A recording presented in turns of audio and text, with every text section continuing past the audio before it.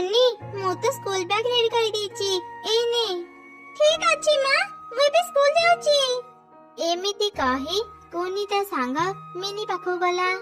Mini, ଏ mini, ମୁଁ ଆସିଗଲି। ଶୀଘ୍ର ଆସି ସ୍କୁଲକୁ ଯିବା, ସ୍କୁଲ ସମୟ ହେଇଗଲାଣି। ଆମେ ପୁଣି ରୁଚି ଘରକୁ ବି ଯିବା। ହଁ କୁନି, ମୁଁ ଆସିଗଲି, ଚାଲ ବି ଯିବା। ଏମିତି କଥା ହେଇ ସେ ଦୁଇ ସାଙ୍ଗ ରୁଚି ଘରକୁ ଗଲେ। ତାପରେ ସେମାନେ ସ୍କୁଲକୁ ବାହାରି ଗଲେ। ରାସ୍ତାରେ ଦୁଇ କାଉ ତାଙ୍କୁ ଦେଖୁଥିଲେ। ଏଇ ଦେଖ, ସେପଟେ କିଛି ଚଢେଇ ଛୁଆ ସ୍କୁଲ ଯାଉଛନ୍ତି। ଚାଲ ଚାଲ ଏମାନଙ୍କୁ ବୋକା ବନେଇ ତାଙ୍କ ଟିଫିନ ଚୋରି କରି ନେଇ ଆସିବା। ହଁ ହଁ, ଚାଲ ଚାଲ ଶୀଘ୍ର ତାଙ୍କ ପାଖକୁ ଯିବା, ନହେଲେ ସେମାନେ ସ୍କୁଲ ପଳେଇବେ। ଆରେ ଛୁଆ ମାନେ ରୁହ ରୁହ, ଗୋଟେ କଥା ଅଛି, ରୁହ କହୁଛି। ତମର ଏଇ ଡାକ ଛୁଆ ମାନେ ଶୁଣି ପାରିବେନି। ଦେଖ ମୁଁ କେମିତି ଡାକୁଛି। ମା କୁନି, ମିନି, ଶୁଣ, ମୁଁ ତମକୁ ଏକ ମଜାର କଥା କହିବି। ଟିକେ ରୁହ, ମୋ କଥା ଶୁଣିଯାଅ। କାଉ ଆଣ୍ଟି ଆମକୁ କଣ ମଜା କଥା କହିବେ? ଚାଲ ଚାଲ ତାଙ୍କ କଥା ଶୁଣିବା। କଣ ମଜା କଥା କହିବ କାଉ ଆଣ୍ଟି? ଆମେ ତୁମ ମଜା କଥା ଶୁଣିବା ପାଇଁ ହିଁ ଅଟକି ଗଲୁ। ଆରେ ଶୁଣ, ମୁଁ ଛୁଆଙ୍କୁ କଥାରେ ଅଟକେଇ ରଖୁଛି। ତୁମେ ଯାଅ, ପଛପଟୁ ତାଙ୍କ ବ୍ୟାଗରୁ ସବୁ ଟିଫିନ ବକ୍ସ କାଢି ଲୁଚେଇ ଦେବ। ହଁ କୁନି, ଆଜି ସନ୍ଧ୍ୟା ବେଳେ ପାଖ ଜଙ୍ଗଲରେ ଗୀତ ପ୍ରତିଯୋଗିତା ଅନୁଷ୍ଠିତ ହେଉଛି। ଯିଏ ବି ଗୀତ ପ୍ରତିଯୋଗିତାରେ ଜିତିବ ତାକୁ ବହୁତ ଦାମୀ ପୁରସ୍କାର ମିଳିବ। ତମେ ମାନେ କଣ ସେ ଗୀତ ପ୍ରତିଯୋଗିତାରେ ଭାଗ ନେବ? ହଁ ହଁ କାଉ ଆଣ୍ଟି, ଆମେ ସେ ଗୀତ ପ୍ରତିଯୋଗିତାରେ ଭାଗ ନେବୁ। ଆମେ ଆଜି ସନ୍ଧ୍ୟାରେ ତୁମ ଘରକୁ ଯିବୁ, ତୁମେ ଆମକୁ ସେ ପ୍ରତିଯୋଗିତାକୁ ନେଇଯିବ। ତେବେ ଠିକ ଅଛି ପିଲାମାନେ, ଆମେ ଆଜି ସନ୍ଧ୍ୟାରେ ପାଖ ଜଙ୍ଗଲକୁ ଯିବା। ହେଲେ ତା ପୂର୍ବରୁ ମତେ ଏକ ଗୀତ ଗାଇକି ଶୁଣାଅ। ମୁଁ ବି ତ ଦେଖେ ତମେ ମାନେ କେମିତି ଗୀତ ଗାଉଛ।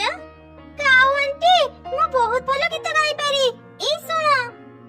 ତାପରେ ସେ ତିନି ଛୁଆ ଗୀତ ଗାଇ କାଉକୁ ଶୁଣିଲେ। ସେଇ ସୁଯୋଗରେ କାଉ ତାଙ୍କର ଟିଫିନ ସବୁ ଚୋରି କରି ନେଇଗଲା।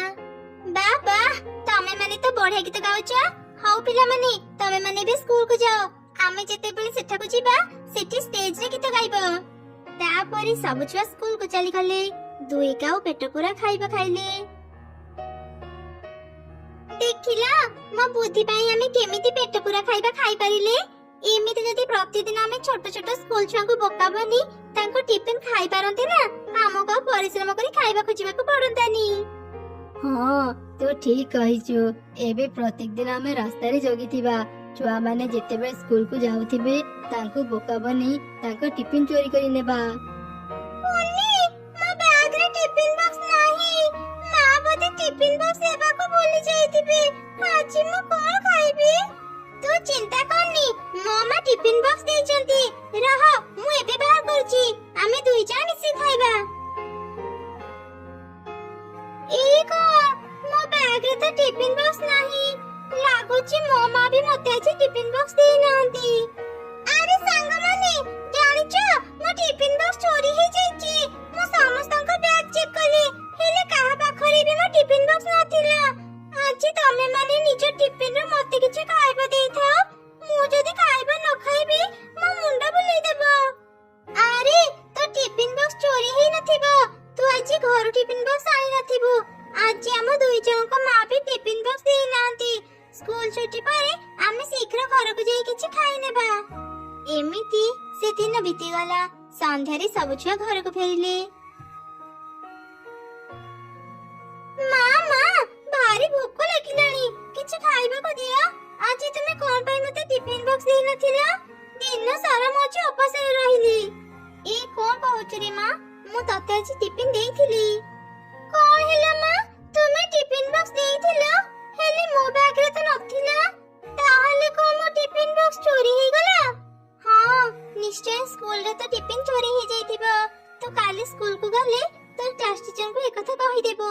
ଚାଲେ, ମୁଁ ତତେ ବି ଖାଇବା ବାଢି ଦେବି, ତୁ ଖାଇବୁ। ମା, ଗୋଟେ କଥା କହିବାକୁ ତ ମୁଁ ଭୁଲି ଯାଇଥିଲି। ପାଖ ଜଙ୍ଗଲରେ ନା ଗୀତ ପ୍ରତିଯୋଗିତା ହେଉଛି। କାଉ ଆଣ୍ଟି ମୋର ଆଉ ମୋ ସାଙ୍ଗମାନଙ୍କର ନାଁ ଲେଖି ଦେଇଛନ୍ତି। ଆମେ ଆଜି ତାଙ୍କ ସାଙ୍ଗରେ ସେଠାକୁ ଯାଇ ଗୀତ ପ୍ରତିଯୋଗିତାରେ ଭାଗ ନେବୁ। ଯିଏ ଜିତିବ ତାକୁ ବହୁତ ଭଲ ପୁରସ୍କାର ମିଳିବ। ଆଚ୍ଛା ଠିକ ଅଛି, ତୁ ଯା, ଭଲ ଗୀତ ଗାଇବୁ। କାଉ ଆଣ୍ଟି, ଆମେ ଆସିଗଲୁ, ଚାଲ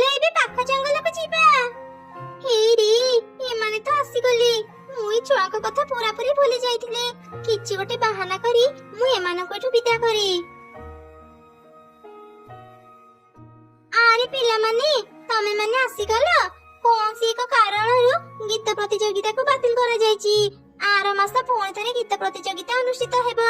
ସେତେବେଳେ ମୁଁ ତମମାନଙ୍କୁ ନେଇଯିବି। କଣ ହେଲା? ଆମେ ଗୀତ ପ୍ରତିଯୋଗିତାରେ ଭାଗ ନେଇ ପାରିବୁନି? ଆମେ କେତେ ଆଶାରେ ଆସିଥିଲୁ। ଆଚ୍ଛା ହଉ କାଉ ଆଣ୍ଟି, ଆମେ ବି ଯାଉଛୁ। ଆସନ୍ତା ମାସ ଗୀତ ପ୍ରତିଯୋଗିତା ହେଲେ ଆମକୁ ନେଇଯିବ। ତାପରେ ସବୁ ଛୁଆ ନିଜ ନିଜ ଘରକୁ ଫେରିଗଲେ। ପରଦିନ ସକାଳେ, ମା କୁନି, ମୁଁ ଆଜି ତ ଟିଫିନରେ ଖିଚୁଡ଼ି ଦେଇଛି। ଟିଫିନକୁ ଭଲ ଭାବରେ ରଖିବୁ, ଯେମିତି ଆଜି ତ ଟିଫିନ କେହି ଚୋରି କରିପାରିବେନି। ଠିକ ଅଛି ମା, ଆଜି ମୁଁ ମୋ ସ୍କୁଲ ବ୍ୟାଗ ଛାଡି ବାହାରକୁ ଖେଳିବା ପାଇଁ ଯିବିନି। ତାପରେ ସେ ତିନି ସାଙ୍ଗ ସ୍କୁଲକୁ ଯିବା ପାଇଁ ବାହାରି ଗଲେ। ରାସ୍ତାରେ ଦୁଇ କାଉଙ୍କ ସହ ତାଙ୍କର ଦେଖା ହେଲା। ଆରେ ପିଲାମାନେ, ତମେ ମାନେ ଆଜି ସ୍କୁଲକୁ ଯାଉଛ? ଆଜି କେହି ବି ସ୍କୁଲକୁ ଯାଉନାହାନ୍ତି। ନଦୀ ପାଖରେ ଏକ ମେଳା ପଡିଛି। ସମସ୍ତେ ସେ ମେଳା ଦେଖିବାକୁ ଯାଇଛନ୍ତି। ତମେ ମାନେ ବି ସେ ମେଳା ଦେଖିବାକୁ ଯାଅ। ସତରେ କାଉ ଆଣ୍ଟି, ନଦୀ ପାଖରେ ମେଳା ପଡିଛି? ଆମେ ଏ କଥା ଜାଣିନଥିଲୁ। ଆଚ୍ଛା ଆଚ୍ଛା, ଆମେ ଏବେ ନଦୀ ପାଖକୁ ଯାଉଛୁ। ଶୁଣ, ତମେ ମାନେ ତ ମେଳା ଯାଉଛ, ତମ ସ୍କୁଲ ବ୍ୟାଗ ଏ ବୁଦାମୂଳରେ ଲୁଚି ରଖିଦିଅ, ନହେଲେ ସେଠି ତମ ସ୍କୁଲ ବ୍ୟାଗ ଚୋରି ହେଇଯାଇପାରେ। ହଁ କାଉ ଆଣ୍ଟି, ଠିକ କଥା କହିଛ। ଆମେ ବୁଦାମୂଳରେ ତିନି ଜଣଙ୍କ ବ୍ୟାଗ ରଖିଦେଇ ଯାଉଛୁ। ଫେରିଲା ପରେ ଆମେ ସ୍କୁଲ ବ୍ୟାଗ ନେଇଯିବୁ। କାଲି ପିଲାଗୁଡାକ ବୋକା ବନି ଖାଇବା ଖାଇଥିଲେ, ଆଜି ବି ଖାଇବା ମିଳିଗଲା। ଶୁଣ, ଆଜି ଟିଫିନ ବକ୍ସ ନେବାନି। ଖାଇବା ଖାଇସାରି ଟିଫିନ ବକ୍ସ ତାଙ୍କ ବ୍ୟାଗରେ ହିଁ ରଖିଦେବା। ଏମିତି କଥା ହେଇ ସେ ଦୁଇ କାଉ ଟିଫିନ ବକ୍ସରୁ ଖାଇବା ବାହାର କରି ଖାଇଲେ। ଦୂରରୁ ମିନୁ ଚଢ଼େଇ ସେମାନଙ୍କୁ ଦେଖୁଥିଲା। ବଦମାସ କାଉ ଦଳ, ଛୋଟ ଛୁଆଙ୍କୁ ଠକି ତାଙ୍କ ଖାଇବା ଖାଉଛ? ରୁହ, ମୁଁ ଏବେ ଏ କଥା ତାଙ୍କ ମାକୁ କହିଦେବି। ସେ ତମମାନଙ୍କୁ ଉଚିତ ଶିକ୍ଷା ଦେବ। ରେନୁ, ଏ ରେନୁ, ଘରେ ଅଛୁ? ଶୀଘ୍ର ବାହାରକୁ ଆସେ, ତୋ ପାଖରେ ଏକ ଜରୁରୀ କଥା ଅଛି। କଣ ହେଲା ମିନୁ? କଣ କଥା କହିବୁ? ତାପରେ ମିନୁ ରିନୁକୁ ସବୁ ଘଟଣା କହିଲା। ସବୁ ଶୁଣି ତ ରିନୁ ଭୀଷଣ ରାଗିଗଲା। ବଦମାସ କାଉ ଦଳ, ମିଛ କହି ମୋ ଛୁଆଙ୍କର ଟିଫିନ ଖାଉଛନ୍ତି। ସେମାନଙ୍କୁ ମୁଁ ଜମା ବି ଛାଡିବିନି। ମୁଁ ଆଗ ମୋ ଛୁଆଙ୍କ ପାଖକୁ ଯାଏ। ଏମିତି କହି ମା ଚଢ଼େଇ ତା ଛୁଆଙ୍କ ପାଖକୁ ଗଲା। ରିନୁକୁ ଦେଖି ତ ସବୁ ଛୁଆ ଖୁବ୍ ଡରିଗଲେ। ମା, ତୁମେ ଏଠି? ମୁଁ ଜାଣେ ରେ ମା, ତୁ ମତେ ଦେଖି ଭୟ କରୁଛୁ। ଡରନି, ମୁଁ ତତେ ଜମା ବି ମାରିବିନି। କାଉ ମାନଙ୍କ ପାଖରୁ ସାବଧାନ କରିବା ପାଇଁ ମୁଁ ତମ ମାନଙ୍କ ପାଖକୁ ଆସିଛି। ମାନେ କଣ କହୁଛ ମାଉସୀ? ଆମେ ତ କିଛି ବି ବୁଝିପାରୁନୁ। ତାପରେ ରିନୁ କାଉ ମାନଙ୍କର ସବୁ ମିଛ କଥା ଛୁଆ ମାନଙ୍କୁ କହିଲା। ଓ, ଏଇଥିପାଇଁ ତାହେଲେ ଆମେ ନଦୀ ପାଖରେ ଯେତେ ଖୋଜିଲେ ବି ମେଳା ପାଉନୁ। ସେ ଦୁଇ କାଉଙ୍କ ପାଇଁ ଆମେ ସବୁବେଳେ ଉପାସରେ ରହୁଛୁ। ମା, ସେ ଦୁଇ କାଉଙ୍କୁ ଉଚିତ ଶିକ୍ଷା ଦିଅ। ହଁ, ମୁଁ କାଲି ହିଁ ସେମାନଙ୍କୁ ଉଚିତ ଶାସ୍ତି ଦେବି। ଏବେ ତମେ ମାନେ ଆଗ ସ୍କୁଲକୁ ଯାଅ, ନହେଲେ ତମେ ମାନେ ପାଠ ପଢାରେ ପଛେଇ ଯିବ। ସେ ତିନି ଛୁଆ ନିଜ ନିଜ ସ୍କୁଲ ବ୍ୟାଗ ନେଇ ସ୍କୁଲକୁ ଚାଲିଗଲେ। ଏମିତି ସେ ଦିନ ବିତିଗଲା। ପରଦିନ ସକାଳେ, ଆଜି ସେ ଦୁଷ୍ଟ କାଉ ମାନେ ଉଚିତ ଶିକ୍ଷା ପାଇବେ। କୁନି, ମୁଁ ତତେ ଯେମିତି କହିଛି ତୁ ସେମିତି କରିବୁ। କାଉ ଆଣ୍ଟି, ଆମେ ଆଜି ନଦୀକୁ ଗାଧେଇବା ପାଇଁ ଯିବୁ। ତୁମେ ଏକଥା କାହାକୁ କହିବନି। ହଁ ହଁ, ମୁଁ କାହାକୁ ବି କହିବିନି। ତମେ ଦୁଇ ଛୁଆ ଏଠି ନିଜ ସ୍କୁଲ ବ୍ୟାଗ ଲୁଚେଇ ଦେଇ ଚାଲିଯାଅ।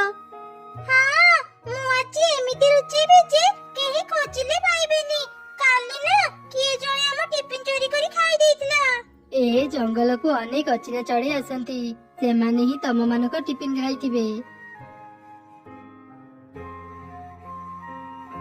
ଆରେ, ମୁଁ ତ ଭାବୁଥିଲି ଛୁଆମାନେ ଆମକୁ ସନ୍ଦେହ କରିବେ, ହେଲେ ଏମାନେ ତ କିଛି ବି ବୁଝିପାରିଲେନି।